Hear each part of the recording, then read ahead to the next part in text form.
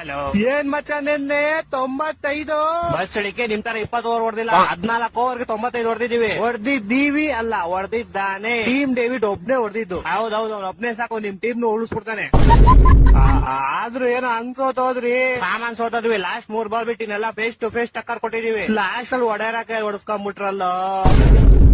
ಇಡ್ಲಿ ಜೊತೆ ಬೇಕು ವಡೆ, ನೀನೊಬ್ಬ ದೊಡ್ಡ ಶೆಡೆ. ಹೊಡೆಯರ ಕಣ ಹೊಡೆದಿದ್ ನಿಮ್ಗೆ ನಾನಲ್ಲ. ನಾನು ಹಿಂಗ್ ಹೇಳಿಲ್ವ ಶಿಷ್ಯ, ಮನೇಲಿ ಬಿಟ್ಟು ಹೊಟ್ಬಿಡ್ತೀವಿ. ನಾಳೆ ನೋಡು ಅವ್ರ ಮನೆಗೆ ನುಗ್ಗುಡಿತೀವಿ. ನೋಡ ಏನ್ ಹೊಡಿತೀರ. ನಿಂಗೊಂದ್ ಹೇಳ್ತೀನಿ ಕೇಳು. ಹೇಳು. ಒಂದಲ್ಲ ಒಂದು, ನಿನ್ ಬಾಯಿಗೆ ನಂದು. ಲೋ ಕ್ರಿಕೆಟ್ ಬಗ್ಗೆ ಮಾತಾಡ. ಕ್ರಿಕೆಟ್ ಆಡಬೇಕು ಬಾಲು, ನಿನ್ ದೊಡ್ಡ ಲೋಳಕ್ಕೆ ಬಾಲು.